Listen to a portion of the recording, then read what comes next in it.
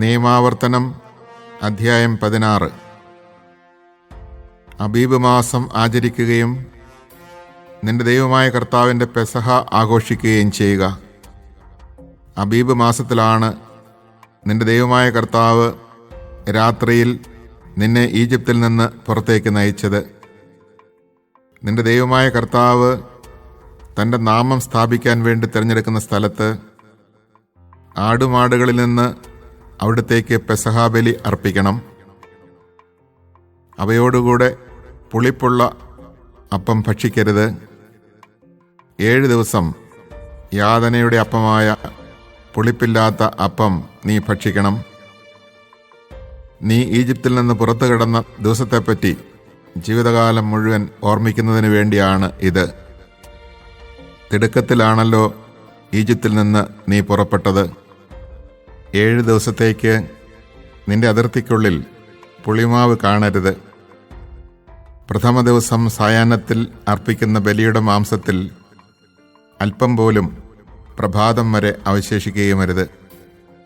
നിന്റെ ദൈവമായ കർത്താവ് നിനക്ക് തരുന്ന പട്ടണങ്ങളിൽ ഏതിലെങ്കിലും വെച്ച് പെസഹ ബലി അർപ്പിച്ചാൽ പോരാ.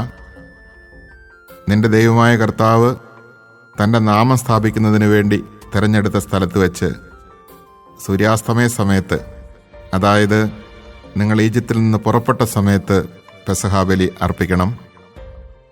നിന്റെ ദൈവമായ കർത്താവ് തിരഞ്ഞെടുക്കുന്ന സ്ഥലത്ത് വെച്ച് അത് വേവിച്ച് ഭക്ഷിച്ചതിന് ശേഷം രാവിലെ എഴുന്നേറ്റ് കൂടാരത്തിലേക്ക് മടങ്ങണം. 6 ദിവസം പുളിപ്പില്ലാത്ത അപ്പം ഭക്ഷിക്കണം. 7-ാം ദിവസം നിന്റെ ദൈവമായ കർത്താവിന് വേണ്ടി നിങ്ങൾ ആഘോഷപൂർവ്വം ഒരുമിച്ച് കൂടണം. അന്ന് ജോലിയൊന്നും ചെയ്യരുത്. 7 ആഴ്ചകൾ എണ്ണുക. കൊയ്ത്തു തുടങ്ങിയ ദിവസം മുതലാണ് ആഴ്ചകൾ എണ്ണേണ്ടത്. അനന്തരം നിന്റെ ദൈവമായ കർത്താവ് നിനക്ക് നൽകുന്ന അനുഗ്രഹങ്ങൾക്കൊത്ത വിധം സ്വാഭീഷ്ട കാഴ്ചകൾ സമർപ്പിച്ചുകൊണ്ട് അവിടത്തേക്ക് ആഴ്ചകളുടെ തിരുനാൾ കൊണ്ടാടുക. നിന്റെ ദൈവമായ കർത്താവ് തൻ്റെ നാമം സ്ഥാപിക്കുന്നതിന് വേണ്ടി തിരഞ്ഞെടുക്കുന്ന സ്ഥലത്ത് വെച്ച് നീയും നിന്റെ മകനും മകളും ദാസനും ദാസിയും നിന്റെ പട്ടണത്തിലുള്ള ലേവ്യനും നിന്റെ ഇടയിലുള്ള പരദേശിയും അനാഥനും വിധവയും അവിടുത്തെ മുമ്പിൽ സന്തോഷിക്കണം. ഈജിപ്തിൽ നീ അടിമയായിരുന്നെന്ന് ഓർമ്മിക്കുക. ഈ കൽപ്പനകളെല്ലാം ശ്രദ്ധാപൂർവം അനുസരിക്കണം. ധാന്യവും വീഞ്ഞും ശേഖരിച്ചു കഴിയുമ്പോൾ 7 ദിവസത്തേക്ക് കൂടാരത്തിരുനാൾ ആചരിക്കണം. ഈ തിരുനാളിൽ നീയും നിന്റെ മകനും മകളും ദാസനും ദാസിയും നിന്റെ പട്ടണത്തിലുള്ള ലേവ്യനും പരദേശിയും അനാഥനും വിധവയും സന്തോഷിക്കണം.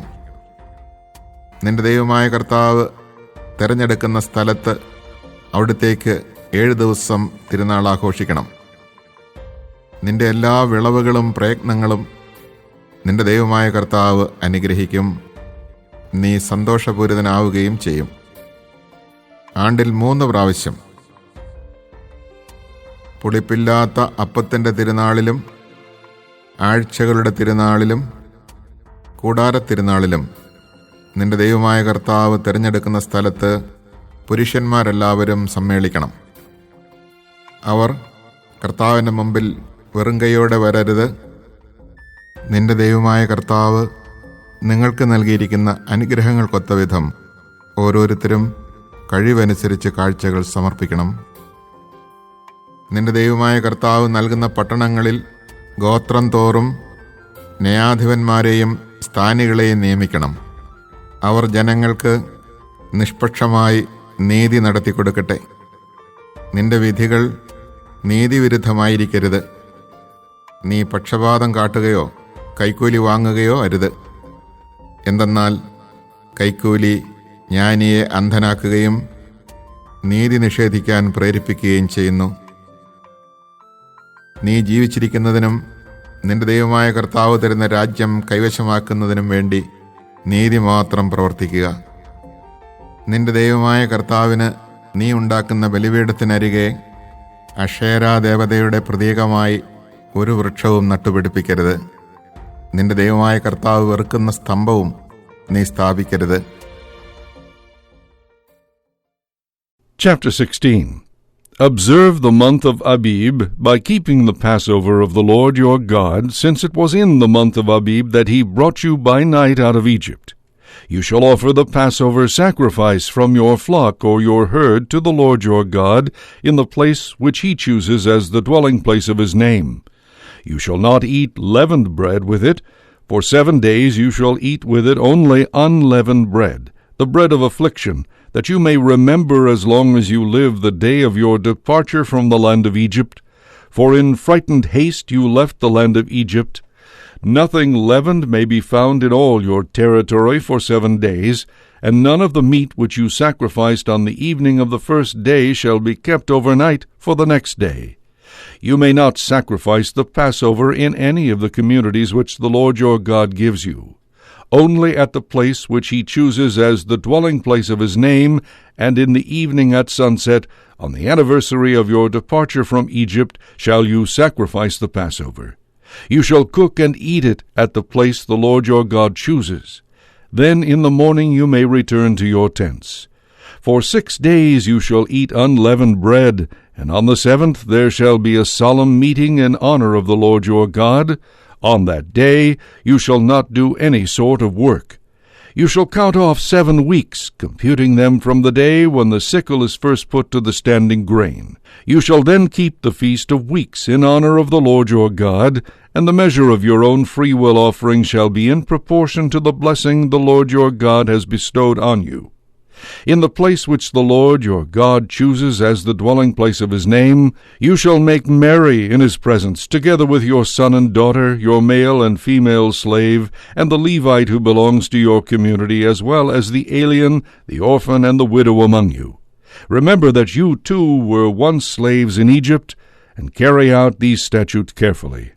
You shall celebrate the Feast of Booths for 7 days, when you have gathered in the produce from your threshing floor and winepress. You shall make merry at your feast, together with your son and daughter, your male and female slave, and also the Levite, the alien, the orphan, and the widow who belong to your community. For 7 days you shall celebrate this pilgrim feast in honor of the Lord your God, in the place which he chooses, since the Lord your God has blessed you in all your crops, and in all your undertakings you shall do naught but make merry. 3 times a year, then, every male among you shall appear before the Lord your God in the place which he chooses, at the feast of unleavened bread, at the feast of weeks, and at the feast of booths. No one shall appear before the Lord empty-handed, but each of you with as much as he can give, in proportion to the blessings which the Lord your God has bestowed on you. You shall appoint judges and officials throughout your tribes to administer true justice for the people in all the communities which the Lord your God is giving you. You shall not distort justice. You must be impartial. You shall not take a bribe, for a bribe blinds the eyes even of the wise, and twists the words even of the just. Justice and justice alone shall be your aim, that you may have life, and may possess the land which the Lord your God is giving you. You shall not plant a sacred pole of any kind of wood beside the altar of the Lord your God, which you will build, nor shall you erect a sacred pillar, such as the Lord your God detests.